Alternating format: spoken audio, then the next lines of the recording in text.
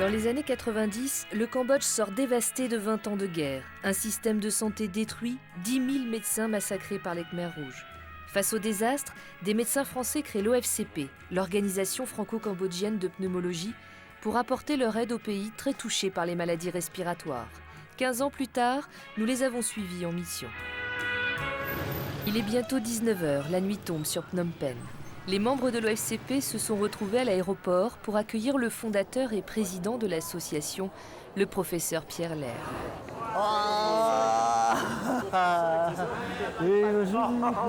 Salut Pierre.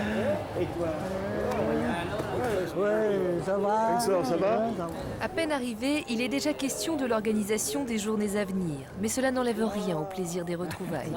Pour moi, c'est toujours un réel bonheur. Et puis on retrouve nos élèves qui, à chaque fois, finalement, prennent plus d'ampleur, sont plus à l'aise. Et donc, notre action est décuplée du fait que,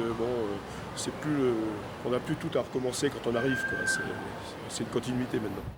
Le lendemain, c'est un grand jour pour l'association. Les pneumologues français sont reçus au Conseil constitutionnel pour remettre officiellement un don important à leurs homologues cambodgiens, une centrale à oxygène.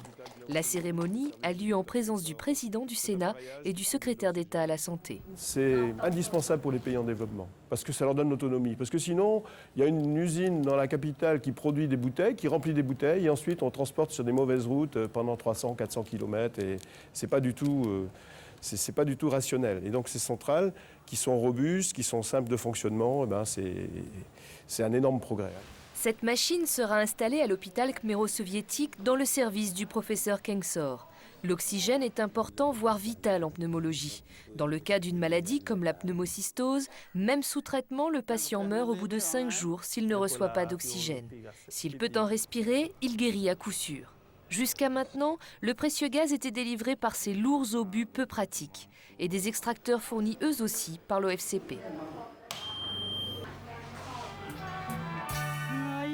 À terme, l'objectif de l'association est d'équiper également les hôpitaux de province avec ces centrales à oxygène.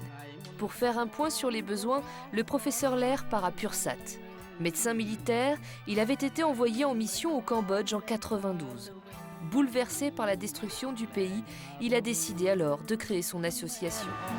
Un pays extrêmement attachant, des médecins qui essayaient de s'en sortir, qui étaient dans un état de dénuement extrême. Donc ça m'a stimulé, j'ai dit oui. Ça a un peu changé ma vie parce que j'étais chef de service à Paris pendant 12 ans, alors que ce n'est pas ma vocation première. Et donc ces missions au Cambodge, ça a été mon ballon d'oxygène qui m'a permis pas de supporter Paris, parce que j'avais un travail intéressant, mais oui, de me réaliser et d'être en accord avec ma vocation première. Pierre Lair est accueilli à l'hôpital de Pursat par le docteur Somka. Docteur Somka, bonjour. Ça va? Ça va? Rien à voir avec le confort des hôpitaux de la capitale. Ceux de province sont délabrés. Même dans le service de réanimation où le professeur Lair vérifie l'installation des bonbonnes d'oxygène. Tu vois, Webster? Oui. Tu vois, il y a des prises murales d'oxygène. Ce qui est assez rare quand même dans le pays, dans les provinces. L'oxygène respiré par les malades du service de réanimation provient de grandes bouteilles situées à l'extérieur du bâtiment. Ce qui serait intéressant pour là, ce serait de mettre une petite centrale d'oxygène qui produit 20 litres minute par exemple, et donc il serait autonome en oxygène à ce moment-là, il n'aurait plus à aller s'approvisionner en bouteilles. Ça, c'est les obus de 3 mètres cubes, ça coûte, le prix est différent selon les pays. Ici, le docteur Hong m'a dit que ça leur revenait à $12 l'obus. Donc à 3 litres minute, ça dure une quinzaine d'heures. Une fois vide, il faut donc renvoyer ces obus à Phnom Penh pour les remplir. L'usine tarife et l'oxygène et le transport. À long terme, une centrale de 30 000 € serait plus économique. Le service de pneumologie se trouve un peu à l'écart, comme dans tous les hôpitaux. C'est là que sont accueillis les tuberculeux temporairement contagieux. Ces salles sont équipées d'extracteurs à oxygène. Ces machines, fournies par l'OFCP, concentrent l'oxygène de l'air pour le restituer aux patients par le biais de tuyaux dont la longueur interpelle Pierre. Je trouvais qu'il y avait trop de tuyaux, quoi. Ils mettaient le concentrateur trop loin du patient. Et je disais, non, ils sont sur roulette, on peut le rapprocher du patient, pas de problème, mais le courant est juste à l'entrée du pavillon. Et c'est quoi le problème? Il y a une déperdition, il y a une déperdition un peu d'oxygène, c'est pas grave. On va voir si c'est efficace en traitement d'oxygène. Avec 97% de saturation, c'est bien. 118 de pouls. OK. très bien. Donc parfait. ça fonctionne bien.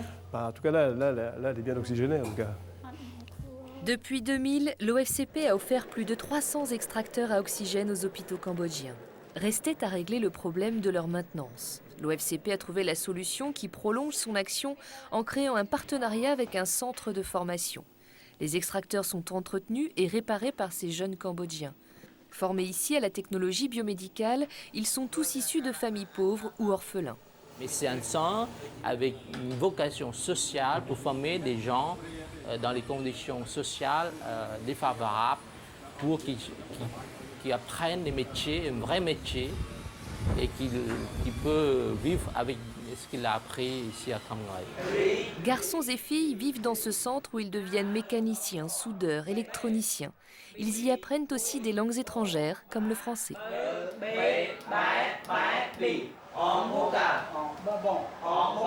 Qu'est-ce qu'il y a dans le bocal? Qu'est-ce qu'il y a dans le bocal? Il y a des bonbons dans le bocal. Il y a des bonbons dans le bocal.